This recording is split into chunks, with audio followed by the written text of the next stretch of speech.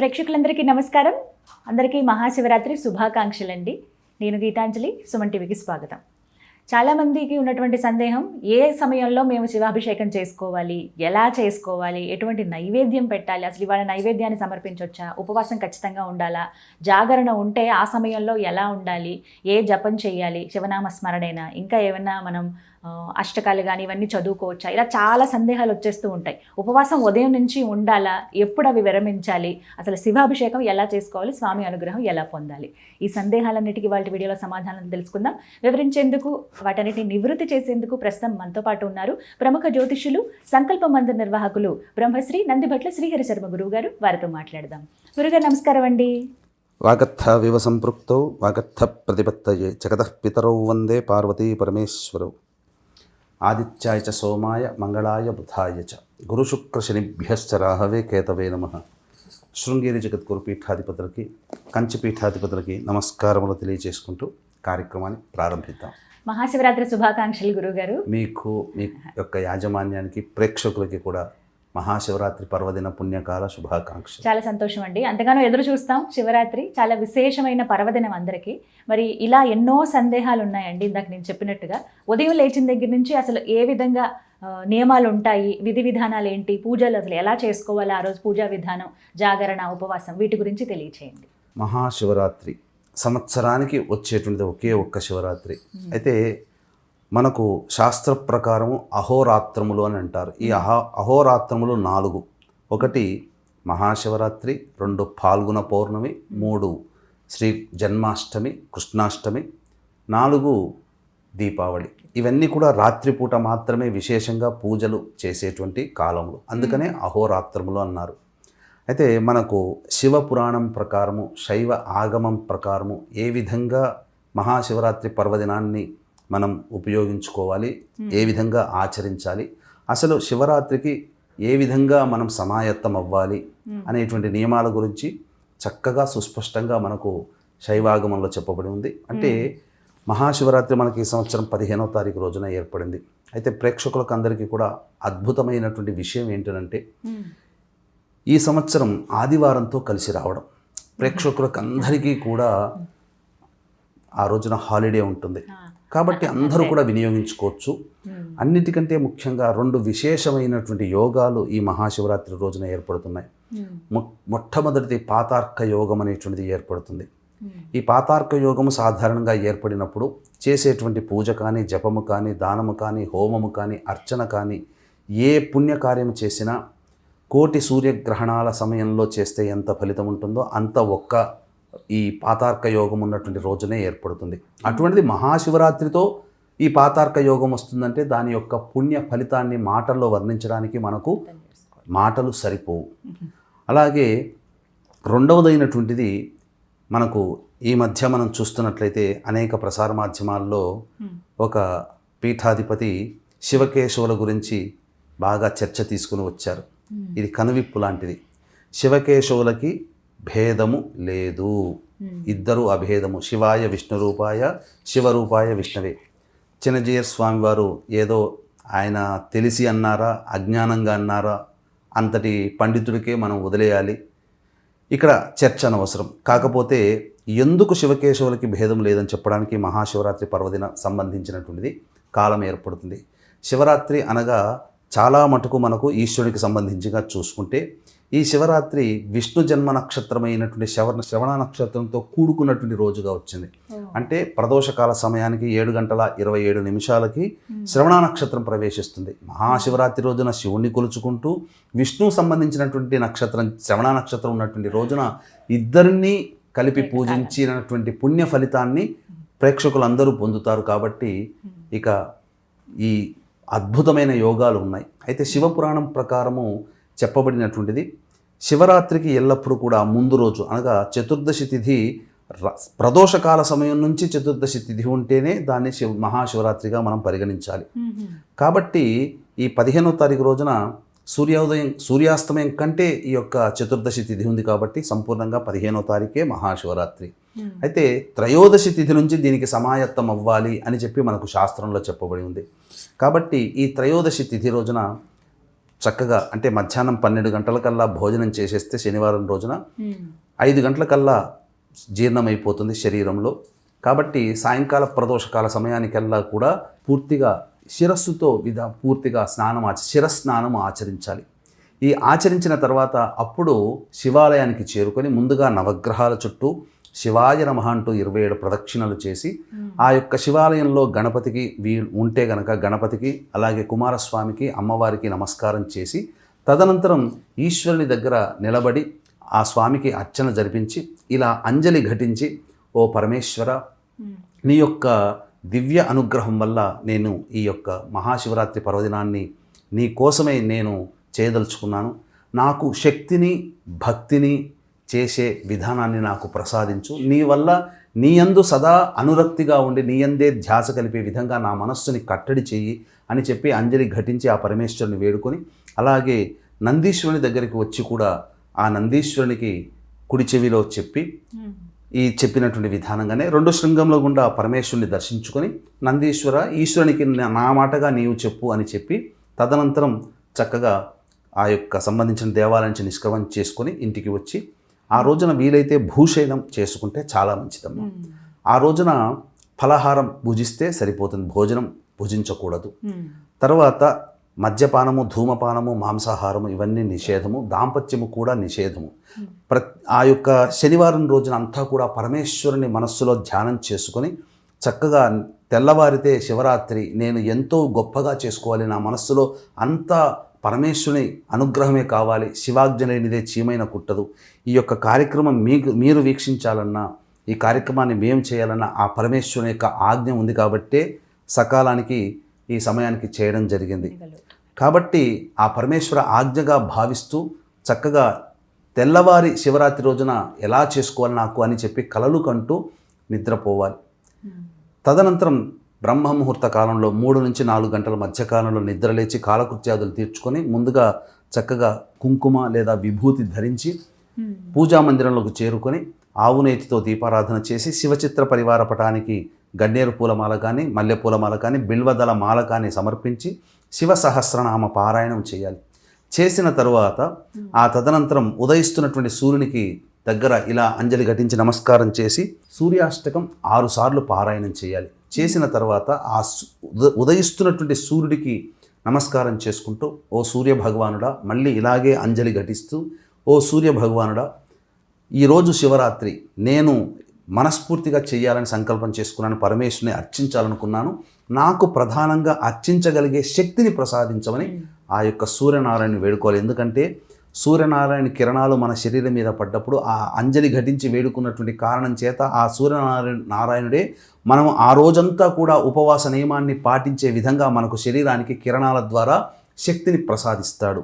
ఆ విధంగా వేడుకున్న తర్వాత 6 సార్లు సూర్యుడికి సూర్యనామాన్ని ఓం సూర్యనారాయణ మహా తర్పయామి అంటూ 6 సార్లు తర్పణాలు వదిలిన తర్వాత ఆ రోజంతా కూడా శివరాత్రి రోజున ఒక్కసారి మనం పఠిస్తే ప్రతి సెకను కూడా అమృతతుల్యము, అమూల్యమైనటువంటిది. కాబట్టి ఏ పని చేస్తున్నా, ఎక్కడికి పోతున్నా, నడుస్తున్నా, ఏం చేస్తున్నా మనస్సులోనైనా కానీ బయటికైనా కానీ శివనామస్మరణ చేయాలి.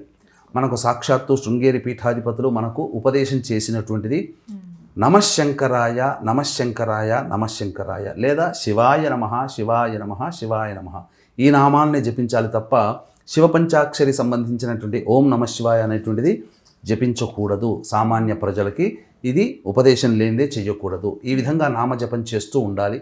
తదనంతరం చాలామందికి ఉండేటువంటి విధానం ఏంటంటే ఈ సంబంధించినటువంటి శివారాధన అందరికీ మహాశివరాత్రి అంటే అందరికీ గుర్తొచ్చేది అభిషేకము, జాగరణ, ఉపవాసం ఇట్లాంటివి. ఇవన్నీ కూడాను ఉండేటివే. కానీ దేవాలయానికి వెళ్ళి అభిషేకం చేసుకోవాలనే ఆలోచన చేసేవాళ్ళు కొంతమంది ఉంటారు. కానీ ఇక్కడ గమనించాల్సింది ఏంటంటే చాలామందికి ఈ మధ్యకాలంలో మన ఇంట్లో మనం చేసుకునే విధంగా ఉంటే బాగుండు కదా, మనము ఈశ్వరునికి అభిషేకం చేసుకుంటాం కదా అని చెప్పానంటారు. ఇంట్లో ఉన్నటువంటి రాతి శివలింగాలకి ఏదైనా స్ఫటిక శివలింగాలకి ఉంటే చేసుకుంటే మంచిదే. కానీ ఈ యొక్క కలియుగంలో చెప్పబడినటువంటిది పుట్టమన్నుతో చేసినటువంటి శివలింగము చాలా ప్రభావవంతమైనది. కాబట్టి ఇటువంటి పుట్టమన్నుతో శివలింగాన్ని మనకు శివ పురాణం ప్రకారం ఏ విధంగా చేసుకోవాలో శాస్త్రజ్ఞులు మనకు తెలియచేశారు, శాస్త్ర పురుషులు. అయితే వీక్షించేటువంటి ప్రేక్షకులకి కూడా ఈ యొక్క మహాశివరాత్రి పర్వదినం సందర్భంగా మీ యొక్క సంకల్పం నెరవేరాలి అనే సదుద్దేశంతో 15వ తారీఖు రోజున ప్రదోషకాల సమయంలో కాశీ విశ్వేశ్వరుని దేవాలయ ప్రాంగణ సమీపంలో సాయంకాలం రుద్ర పారాయణాలు, రుద్రాభిషేకాలు జరపబడతాయి. అవకాశం ఉన్నవాళ్ళు 15వ తారీఖు సాయంత్రం 6 గంటల లోపల మీ గోత్రనామాలు నమోదు చేసుకోవచ్చు. అలాగే 17వ తారీఖు రోజున సూర్యగ్రహణము, పంచగ్రహ కూటమి, మాఘ అమావాస్య కుంభరాశిలో ఏర్పడుతుంది. మన భారతదేశంలో కనిపించదు. పాటించాల్సిన నియమాలు కానీ ఆచారాలు లేవు. అయినా ప్రభావం కొన్ని రాశుల మీద ఉంటుంది. కుంభరాశి మీద ఏర్పడుతున్న కారణం చేత వృషభ, మిథున, కర్కాటక, సింహ, తుల, వృశ్చిక, మకర, కుంభమీన రాశిలో జన్మించిన వారికి ఈ సంబంధించినటువంటి గ్రహణ దోష నివారణ పూజల హోమాలు 17వ తారీఖు రోజున మధ్యాహ్నం 3 గంటలకి జరిపించి చండీ హోమము, మృత్యుంజయ, రుద్ర, సుదర్శన హోమాలు జరిపించి శనీశ్వర నివారణ హోమాలు జరిపించడం జరుగుతుంది. అవకాశం ఉన్నవాళ్ళు 17వ తారీఖు మధ్యాహ్నం 1 గంట లోపల మీ గోత్రనామాలు నమోదు చేసుకోవచ్చు. శక్తిపాతం చేసిన కరుంగలిమాల ఇవ్వడం జరుగుతుంది. శివ పురాణం ప్రకారం శివలింగాన్ని ఏ విధంగా తయారు చేసుకోవాలి? స్వచ్ఛమైనటువంటి పుట్టమన్ను అనేటువంటిది ఈ సంబంధించినటువంటి పూజా స్టోర్లో దొరుకుతుంది. ఆ పూజా స్టోర్లో ఆ పుట్టమన్ను తెచ్చుకోవడము, అలాగే పంచవృక్షాల నీడన ఉన్నటువంటి మన్ను కూడా తీసుకొని రావాలి. అంటే తులసి వృక్షము, అలాగే మారేడు వృక్షము, రావి వృక్షము, అలాగే మర్రి చెట్టు వృక్షము, జమ్మి వృక్షము, మోదుగ వృక్షము, ఈ 6 సంబంధించినటువంటి వృక్షాల్లో ఏది మీకు దగ్గరగా అందుబాటులో ఉంటే ఆ వృక్షాల దగ్గర ఉన్నటువంటి ఉత్తరం వైపు పాకుతున్నటువంటి వేరు దగ్గర ఉన్నటువంటి మట్టిని తీసుకొని వచ్చి బాగా మెత్తగా దంచి ఈ పుట్టమన్నులో జల్లెడపట్టి, ఈ పుట్టమన్ను కూడా జల్లెడపట్టి మెత్తదైనటువంటి పుట్టమన్నుని మనం ఒక రాశిగా పోసుకోవాలి. ఆ పుట్టమన్నులో కొద్దిగా 5 గ్రాములు పసుపు, 5 గ్రాములు కుంకుమ, అలాగే జాజికాయ, జాపత్రి, ఇలాచి మరియు పచ్చకర్పూరము, వట్టివేళ్ళు, ఇవన్నీ కూడా వట్టివేళ్ళు దంచాల్సిన పని లేదు. ఇవన్నీ కూడా బాగా మెత్తగా దంచి ఆ పుట్టమన్ను తెచ్చినటువంటి మన్నులో కలపాలి. అలాగే పరమేశ్వర వీర్య స్వరూపమైనటువంటి పాదరసాన్ని 1 లేదా 2 గ్రాముల మోతాదు తీసుకుని వచ్చి ఆ విధంగా వేయాలి. అలాగే ఎర్రచందనము మరియు మంచి గంధము పొడి కూడా వేయాలి. అలాగే విభూతి కూడా అందులో వేయాలి. వేసి మరియు చక్కెర అని అంటారు. చక్కెర అంటే మనం రోజు టీ కాఫీలో వాడే చక్కెర కాదండి. నవబోద్గడ్డ లేదా మిశ్రి అని అంటారు, కలకండ అని అంటారు. వాటిని మెత్తగా దంచి పొడి చేసి అది కొంత పొడి వేయాలి. అలాగే ఆవు పెరుగు, ఆవు నెయ్యి మరియు తేనె ఇవన్నీ కూడా వేసి అప్పుడు ఆవు పాలతో బాగా పిసికి శివలింగాకారంగా తయారు చేయాలి. చేసిన తర్వాత అప్పుడు ఆ యొక్క ఆవు నేతితో గనక శివలింగాన్ని మొత్తము అద్దితే అది అభిషేకం చేసినా కరిగిపోకుండా ఉంటుంది. ఈ విధంగా మధ్యాహ్నంలో మీరు ప్రిపేర్ చేసుకొని ప్రదోషకాల సమయానికి అంతా కూడాను మీరు శివాభిషేకానికి రెడీ చేసుకోవాలి. అయితే ఇక్కడ సాధారణంగా వీక్షించేటువంటి ప్రేక్షకులు కూడా అందరూ కూడా 100కి 100% లేదా 99% మంది చేసేటువంటి తప్పేంటనంటే ప్రతి పదార్థము కూడా అపవిత్రమే. మనం అభిషేకం చేస్తాం, మనం బావిలో నీళ్లు తెచ్చుకున్నామండి, నదిలో తీసుకొచ్చామండి, చెరువులో పట్టుకొచ్చామండి, అయినా అపవిత్రమే. శివాభిషేకానికి అపవిత్రతతో కూడుకున్నటువంటి పదార్థాలతో ఎప్పుడూ కూడా అభిషేకం చేయకూడదు. మేము దగ్గరుండి చెరుకు రసం తీసుకొచ్చామండి అని అంటాం, అయినా అది అపవిత్రమే.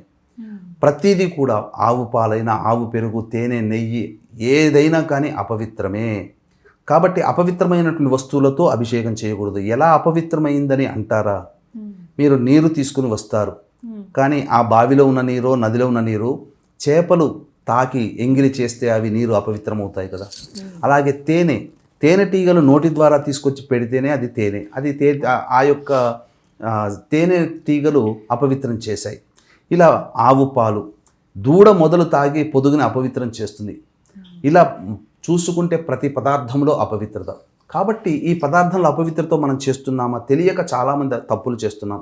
ఈ అపవిత్రత పొందినటువంటి పదార్థాలని మనము అమృతీకరణం చేయాలి. అమృతీకరణం చేయాలి అంటే మనకు గమనించుకున్నట్లయితే గరుడ ముద్ర అనేటువంటిది ప్రదర్శన చేయాలి. కాబట్టి అభిషేక ద్రవ్యములన్నీ కూడా మీరు సాయంకాల ప్రదోషకాల సమయానికి ఈ సంబంధించినటువంటి గరుడ ముద్ర అనేది ఆ ద్రవ్యములన్నీ దగ్గర పెట్టుకొని మంచినీటి బిందె పెట్టుకుంటారు కదా, అవన్నీ పెట్టుకొని ఇప్పుడు ఈ సమయంలో ప్రదోషకాల సమయం అనగా 6:13 సూర్యాస్తమయం అవుతుంది. కాబట్టి అప్పుడు మీరు 6 గంటల కల్లా ఈ సంబంధించిన వస్తువులన్నీ శివలింగంతో సహా మీరు ఉత్తరం వైపు ఫేస్ పెట్టాలి. ఎందుకంటే మనకు ఉత్తరాన హిమాలయాలు ఉన్నాయి, కాశీ విశ్వేశ్వరుడు కూడా ఉత్తరం వైపునే మనకు ఉంటాడు, మన యొక్క ఏ ప్రాంతంలో ఉన్న వాళ్ళకైనా.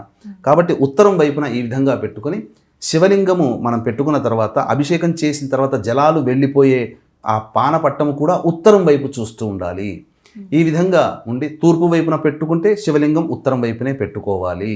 ఉత్తరం వైపే పానపట్టము అభిషేకం చేసిన నీరు ఇలా ఉత్తరం వైపే ఉండాలి. ఉత్తరం వైపైనా మనం ఫేస్ పెట్టవచ్చు, లేదా తూర్పు వైపునైనా కానీ ఫేస్ పెట్టవచ్చు. ఇది మనం చేయాల్సినటువంటిది. తదనంతరం చక్కగా ఇంతకుముందు చెప్పినట్టుగా అన్ని పదార్థాలు, అన్ని రకాల పండ్ల రసాలన్నీ తీసుకుని వచ్చిన తర్వాత గరుడ ముద్ర వేయాలి. అప్పుడు ఆ యొక్క ద్రవ్యంలో ఉన్నటువంటి అపవిత్రత దోషమంతా కూడా తొలగిపోతుంది. గరుడ ముద్ర ఏ విధంగా వేయాలో తెలియచేస్తాను. ఈ విధంగా 2 అరచేతులు ఇలా చూసిన తర్వాత ఎడమ అరచేతిని ఇలా పెట్టుకోవాలి. కుడి అరచేతితో ఉన్నటువంటి ఎడమ బొటన వేలు కుడి బొటన వేలుని ఈ విధంగా జంటగా కలిపితే ఇది గరుడ ముద్ర అవుతుంది. చూశారు కదా, ఇది గరుడ ముద్ర అంటే పక్షి ఆకారం రెక్కలుగా ఉంది. ఇలా పక్షి ఆకారం రెక్కలుగా ఉన్నటువంటి గరుడ ముద్రని మంచినీటి బిందెకి, అలాగే పండ్ల రసాలకు సంబంధించినటువంటి గిన్నెలకి ఇలా చూపించినట్లయితే, ఇది గరుడ ముద్రను చూపిస్తే ఆ పదార్థములన్నీ కూడా ఏంటంటే ఈ ముద్ర చూపిస్తే అవుతాయనంటే, మరి ఎంతోమంది అయ్యప్ప స్వామి దీక్ష తీసుకున్నటువంటి వాళ్ళు పూజ చేసే సందర్భంగా అయ్యప్ప స్వామి పూజ చేసే తంత్రులు ఎవరైతే ఉంటారో ఆ పూజ మంత్రము నోటితో కాకుండా కేవలం ముద్రల సహాయంతోనే ఆ పూజ అంతా ముగిస్తారు. ఇదే పూజా విధానంలో అనేక పూజా విధానాలు ఉన్నాయి. మంత్రం ద్వారా చెప్పేటువంటిది, తంత్రం ద్వారా చేసేటువంటిది. ఈ తంత్ర ప్రకారము మనం ఈ విధంగా చేయాలి. తదనంతరం అభిషేకం అనేటువంటిది 4 కాలాలు, 4 సమయాలు, 4 జాములు, 4 యామములు అంటారు. ఏ విధంగానైనా పిలుచుకోవచ్చు.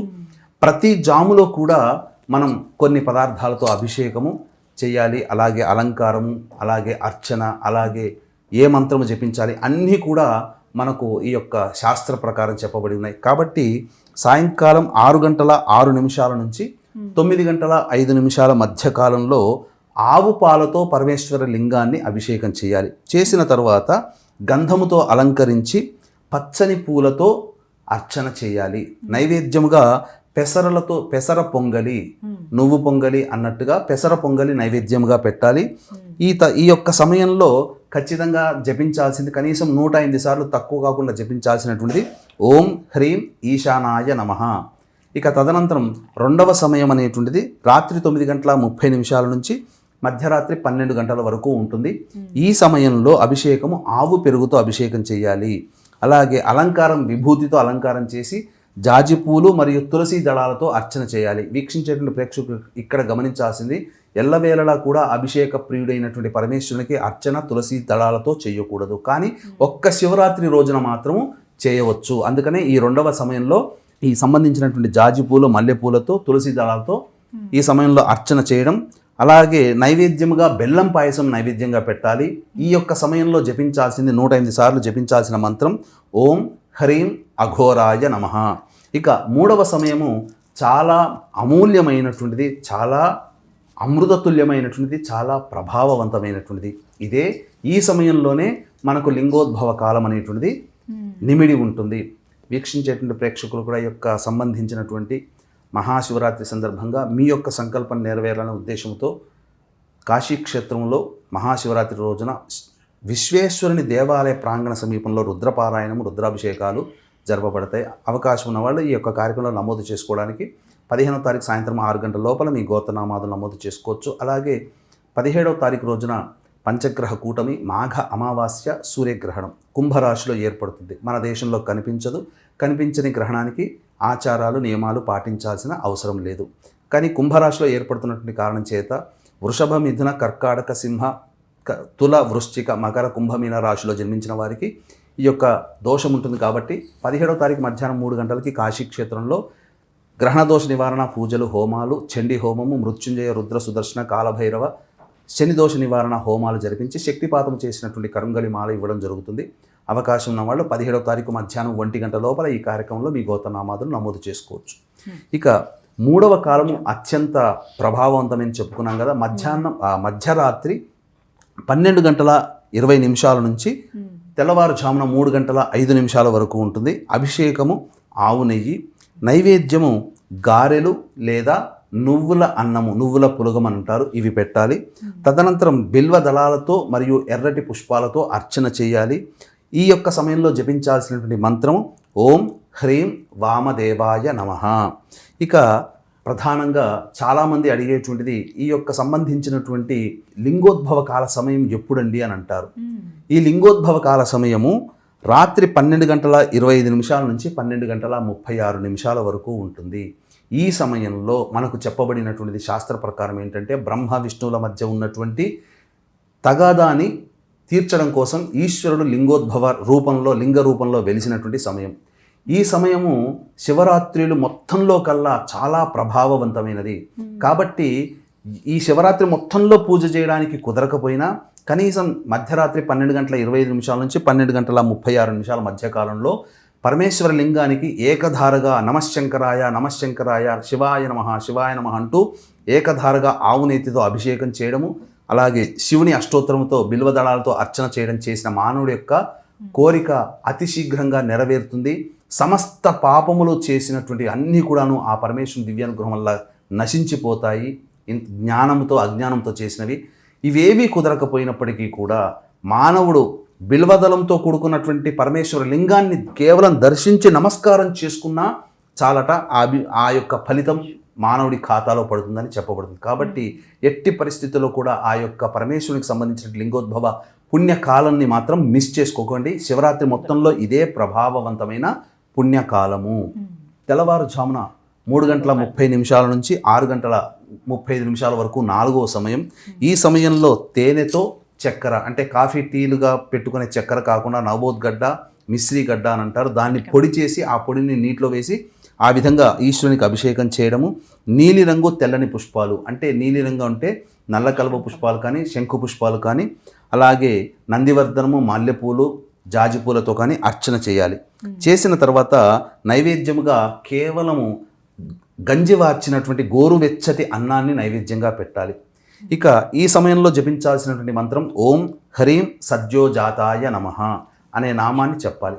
ఇక తదనంతరం ఆ యొక్క శివుని పూజ అంతా అయిన తర్వాత ఆ రోజంతా కూడా సంతోషముగా చేసుకున్నాననే నిండైనటువంటి భక్తి భావంతో స్నానం ఆచరించి ఇంటిల్లిపాది తదనంతరం మళ్ళీ చక్కగా ఒక కలశంలో నీటిని తీసుకొని అర్చించినటువంటి అభిషేకం చేసినటువంటి నిర్మాల్యములన్నీ కూడా పక్కకు పెట్టి మళ్ళీ అభిషేక జలంతో అభిషేకం చేయాలి. అభిషేక జలంతో అభిషేకం చేసేటప్పుడు కూడా ఈ విధంగా మళ్ళీ ఆ యొక్క అభిషేక కుంభానికి అనగా ఆ కుండకి గరుడ ముద్రని ఈ విధంగా చూపించి అప్పుడు ఆ నీటితో ఈశ్వరునికి అభిషేకం చేసిన తర్వాత ఇంట్లో ఇల్లాలు కానీ ఇంట్లో వాళ్ళు చేసినటువంటి అనేక రకాలైనటువంటి శాకాహార పదార్థాలని స్వామివారికి కొద్దిగా ఒక పళ్ళెంలో కానీ విస్తరాకులో కానీ నైవేద్యముగా పెట్టి తదనంతరం అతిథులకి అభ్యాగతులకి అనాథలకి ఎవరికైనా కానీ అన్నదానము లేదా చేసిన వంటకాలు వాళ్ళకి పెట్టి తదనంతరం అప్పుడు ఇంటిల్లిపాది కూడాను వచ్చి అప్పుడు భోజనం చేసినట్లయితే శివరాత్రి పుణ్య వ్రతాన్ని ఆచరించిన వాళ్ళవుతారు. ఈ యొక్క ప్రభావాన్ని పొందినటువంటి వ్యక్తి యొక్క పుణ్యాన్ని దేవతలకి సైతం కూడా వర్ణించడానికి మాటలు సరిపోవని మనకు సాక్షాత్తు కుమారస్వామియే అగస్త్య మహామునికి చెప్పినటువంటి మాట. కాబట్టి ఇదేదో నా మాటగానో ఇంకేదో కాదు, సాక్షాత్తు కుమారస్వామి అగస్త్య సంవాదములో శివపురాణాంతర్గతంగా చెప్పబడినటువంటి మాటని అందరూ కూడా ఆలకించి పరమేశ్వరుని యొక్క దివ్య అనుగ్రహాన్ని పొంది తరించండి. ఇది అనుభవిస్తే తప్ప తెలియదు. కాబట్టి అందరూ కూడా శివరాత్రి యొక్క పూజా విధానాన్ని ఏ విధంగా చేసుకోవాలి, ఏ సమయంలో చేయాలి, ఆ రోజున ఏ విధంగా ఉండాలి అందరికీ తెలిసిందే జాగరణ. కాబట్టి ఈ విధంగా శివనామ స్మరణ చేసుకుంటూ చక్కగా చేసుకున్నట్లయితే పరమేశ్వరుని యొక్క దివ్య అనుగ్రహం పొంది శివాజ్ఞ లేనిదే చీమైన కుట్టదు. కాబట్టి మీ యొక్క సంకల్పం నెరవేరాలంటే ఈయన అనుగ్రహం కావాలి. ఇటువంటి రోజున అందరూ చెప్పిన విధంగా ఆలకించి మీరు చక్కగా ఆచరించండి. ఈ విషయం నచ్చితే 10 మందికి మీ బంధువులకి స్నేహితులకి హితులకి ఈ యొక్క విషయాన్ని చేరవేయండి. ఎందుకంటే చాలామందికి తెలియని విషయాల్ని మీకు ఈ యొక్క ప్రసార మాధ్యమంగా మీకు తెలియజేయడం జరుగుతుంది. కాబట్టి అందరికీ ఈ యొక్క విషయాన్ని తెలియజేసే ప్రయత్నం చేయండి. చక్కగా వివరించారు గురుగారు, ధన్యవాదాలండి. సర్వం శ్రీ ఉమామహేశ్వర పరబ్రహ్మార్పణమస్తు.